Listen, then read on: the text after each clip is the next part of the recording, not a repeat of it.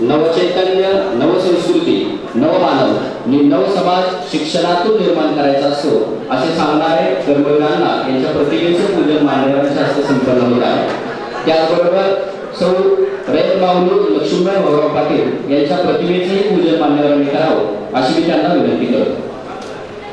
आपल्या पतीच्या शैक्षणिक व सामाजिक कार्यास मानवतावादी भूमिकेतून साथ देणारे एक अलौकिक सहचारिणी म्हणून लक्ष्मीबाईंचे स्थान अद्वितीय आहे।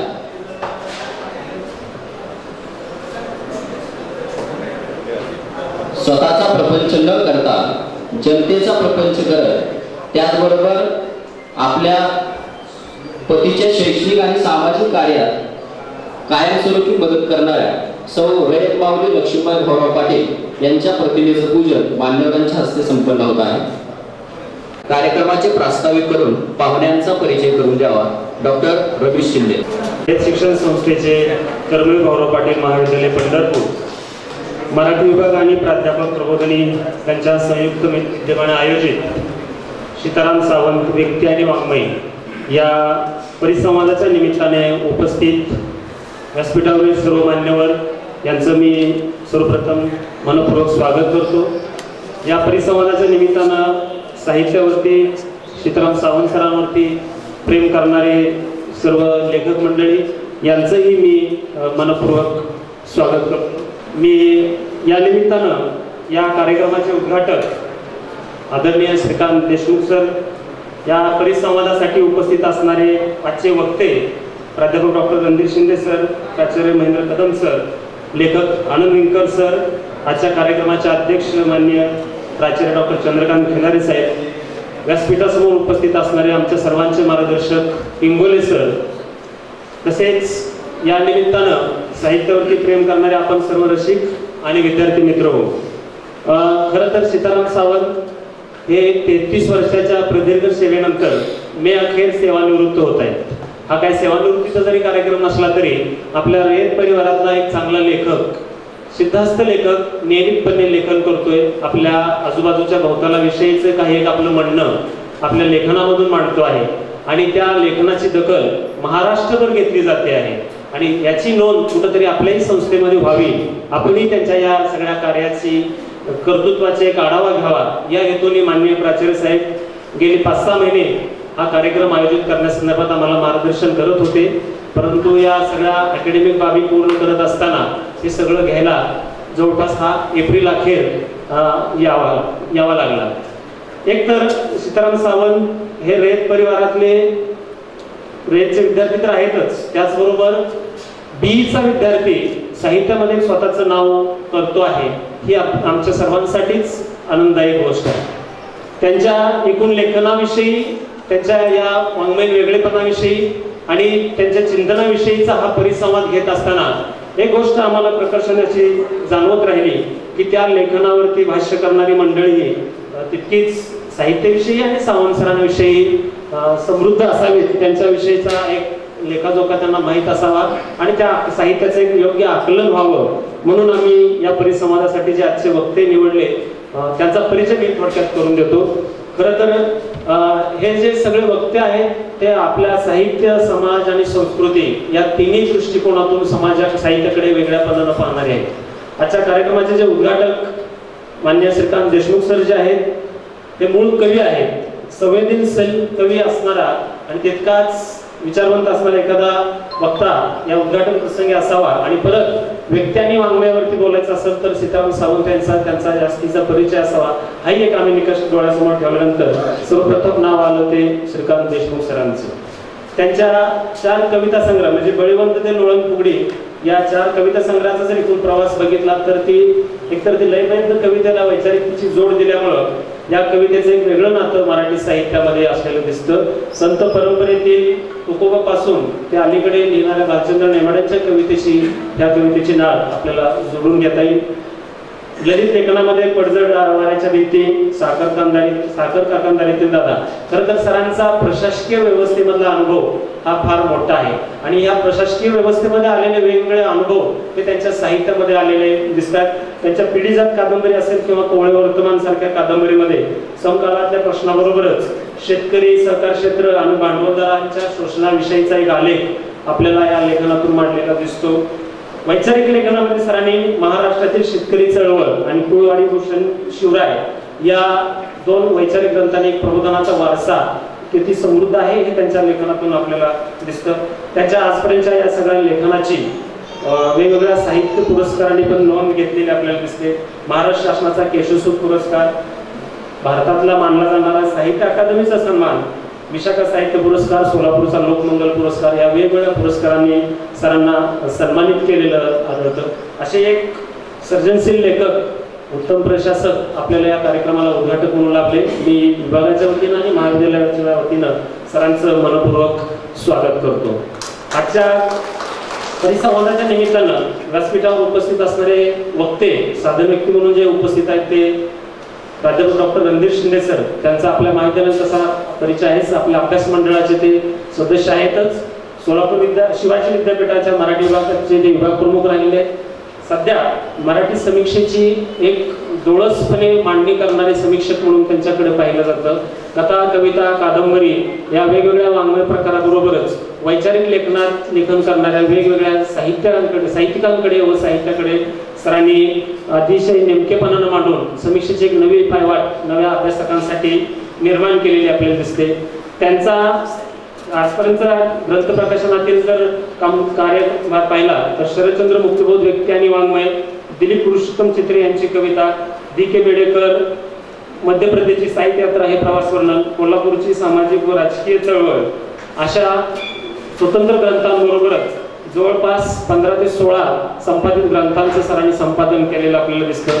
सोलापूर विद्यापीठ, शिवाजी विद्यापीठ, पुणे विद्यापीठ, औरंगाबाद विद्यापीठाच्या वेगवेगळ्या प्राधिकरणावरती सरांनी विशेष असं काम केलेलं दिसतं. आता विद्यमान शिवाजी विद्यापीठाच्या मराठी अभ्यास मंडळाचे सर अध्यक्ष आहेत. महर्षी विठ्ठलरामजी शिंदे अध्यासनाचे ते समन्वयक म्हणून काम पाहतात. लोकशाही रणभाऊसाठी अध्यासन शिवाजी विद्यापीठ कोल्हापूर याचेही ते समन्वयक म्हणून काम पाहतात. मराठी विश्वकोश निर्मिती या ज्ञानमंडळाच्या समन्वयकपदी सरांनी काम पाहिलेलं आहे. अशा वेगवेगळ्या कामकाजामधून सरांनी आपल्या कार्याचा ठसा उमटवलेला दिसतो. मी मराठी विभागाच्या वतीने आणि महाविद्यालयाच्या वतीने सरांचंही मनपूर्वक स्वागत करतो. या कार्यक्रमासाठी जे दुसरे वक्ते आज आपल्यामध्ये उपस्थित आहेत ते सोलापूर जिल्ह्याचे प्राचार्य डॉक्टर महेंद्र कदम सर. गेली 25 वर्ष अध्यापनाबरोबर एक प्रशासकीय कामाचा त्यांना अनुभव आहे. मूळचे कादंबरीकर असणारे कदम सर धूळ पावलं, आगळ आणि तनस या कादंबऱ्यांचं त्यांनी लेखन केलं. या कादंबऱ्या वेगवेगळ्या विद्यापीठामध्ये अभ्यासक्रमाला असून त्या कादंबऱ्यावरती संशोधनही सुरू आहे, झालेलं आहे. तो गीतो त्याची गोष्ट हा त्यांचा कथासंग्रह, आपल्या आईच्या जाण्याविषयीचा एक स्वर, त्यांच्या तू जाऊन 3 तप झाली या कविता संग्रहामधून उमटलेला असतो. समीक्षा, भाषाविज्ञान, संपादन अशा वेगवेगळ्या लेखनामध्ये सरांचा नावलौकिक या विद्यापीठामध्ये आहे. सोलापूर विद्यापीठाबरोबर महाराष्ट्रातल्या अनेक विद्यापीठांच्या मराठीच्या अभ्यास मंडळाबरोबरच वेगवेगळ्या प्राधिकरणावरती सरांनी आपले कामकाज केलेलं दिसतं. सोलापूर विद्यापीठाचा प्राधिष्ठाता म्हणून सरांनी 1 वर्ष अतिशय चांगलं काम केल्याचं आपण सर्वांना ज्ञात आहे. त्याचबरोबर परिभाषाकोश, महाराष्ट्र शासन, मराठी रंगभूमी परीक्षण मंडळ, विद्या परिषद पुण्यश्लोक अहिल्यादेवी होळकर सोलापूर विद्यापीठ सोलापूर, सिनेट सदस्य तसंच विद्या परिषद अभ्यास मंडळ सदस्य याबरोबरच आपल्याही महाविद्यालयाच्या अकॅडमिक काउन्सिलचे सर सदस्य राहिलेले आहेत. मी सर्वांच्या वतीनं सरांचं मनपूर्वक स्वागत करतो. आणि अशा कार्यक्रमाचे वक्ते दुसरे आनंद विंकर. खरं तर भारतीय स्टेट बँकमधून सेवानिवृत्त झालेला एक माणूस साहित्यामध्ये आपली स्वतःची एक वेगळी ओळख निर्माण करतो. ही आमच्या मराठी साहित्यासाठी फार नवी ओळख मला या ठिकाणी करून द्यावीशी वाटते. एक सामाजिक जाणीवेचा टोळी म्हणून लिहित असताना प्रगतशील लेखक संघाचा सदस्य म्हणून त्यांचं काम महत्त्वपूर्ण आहे. सर्व कष्टकरी वर्गासाठी त्या कष्टकऱ्यांच्या विषयीचे आस्था असणारं लेखन त्यांनी केलेलं दिसतं. ते सध्या ग्रामपंचायतचे सदस्य म्हणून निवडून आलेले आहेत. आत्महत्येच्या उदास रात्री आणि सुमरानं मांडलं हे 2 कविता संग्रह ज्या एका कादंबरीमुळे मराठी साहित्यात एक त्यांची नवी ओळख निर्माण केली, त्या अवकाळी पावसादरम्यानची गोष्ट या कादंबरीवरती सर्व अनेक विद्यापीठामध्ये MPhil आणि PhDचं संशोधन झालं असून अभ्यासक्रमालाही तर अनेक विद्यापीठामध्ये आहे. त्यांच्या याबरोबरच बँकेतून सेवानिवृत्त झाल्यानंतर आपलं संपूर्ण आयुष्य पुढे कार्यकर्ता म्हणून त्यांनी समाजकार्यासाठी वाहून घेतलेलं दिसतं. असा एका मानवी कर्तृत्वामुळे वाट्याला येणाऱ्या पडझडीविषयी, त्या काळाविषयी माणूस तगून राहायला पाहिजे अशी आस्था मानणारा लेखक आज आपल्या समोर सावंत सरांच्या लेखनाविषयी भूमिका मांडणार आहे. मी त्यांचंही मनपूर्वक स्वागत करतो. व्यासपीठावरील उपस्थित आमच्या महाविद्यालयाचे उपप्राचार्य, अधिष्ठाता, सर्व महाविद्यालयातील प्राध्यापक यांचं आणि संशोधक विद्यार्थ्यांचं मनपूर्वक स्वागत करून मी माझं प्रास्ताविक आणि पाहुण्यांचा परिचय थांबवतो. धन्यवाद. धन्यवाद सर. यानंतर मान्यवरांचे सत्कार होतील. या परिसंवादाचे उद्घाटक साहित्य अकादमी पुरस्कार प्राप्त कवी, ज्येष्ठ साहित्यिक, माजी सनदी अधिकारी आदरणीय श्रीकांत देशमुख साहेबांचा सन्मान आमच्या महाविद्यालयाचे आदरणीय प्राचार्य डॉक्टर CJ खिलारे साहेब यांनी करावा अशी मी त्यांना विनंती करतो.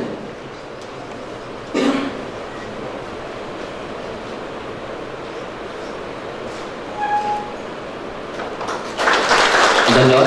यानंतर शिवाजी विद्यापीठ मराठी विभाग प्रमुख प्राध्यापक डॉक्टर रणधीर शिंदे सर यांचाही सन्मान महाविद्यालयाचे प्राचार्य डॉक्टर खिलारे साहेब यांनी करावा अशी मी त्यांना विनंती करतो.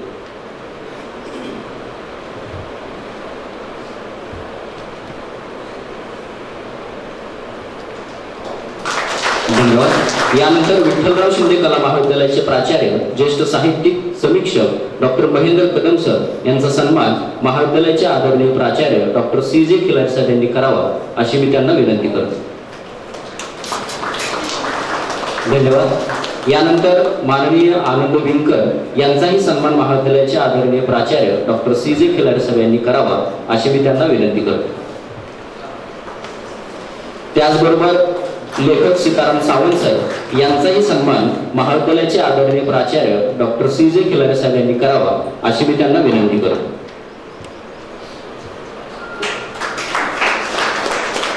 यानंतर कृष्णा इंगोले सर यांचाही सन्मान महाविद्यालयाचे आदरणीय प्राचार्य डॉक्टर CJ खिलारे साहेब यांनी करावा अशी मी त्यांना विनंती करतो.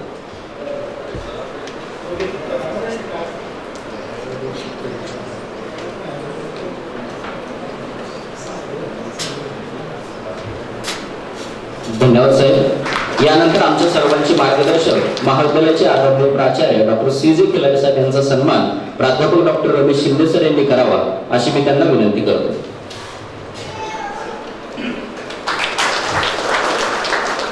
धन्यवाद. यानंतर देशोधडी या कादंबरीच्या सुधारित आवृत्तीचे प्रकाशन होईल. व्यासपीठावरील मान्यवरांना विनंती की सीताराम सावंत यांच्या देशोधडी या कादंबरीच्या सुधारित आवृत्तीचे प्रकाशन करावे. मान्यवरांना विनंती. प्रकाशक बाळासाहेब धोंगडे सर.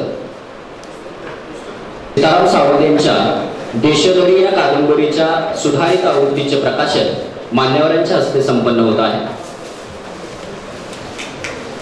लेखक सीताराम सावंत, व्यक्ती आणि वाङ्मय या परिसंवादाच्या निमित्तानं सीताराम सावंत यांच्या देशोधडी या कादंबरीच्या सुधारित आवृत्तीचे प्रकाशन मान्यवरांच्या हस्ते संपन्न होत आहे. धन्यवाद.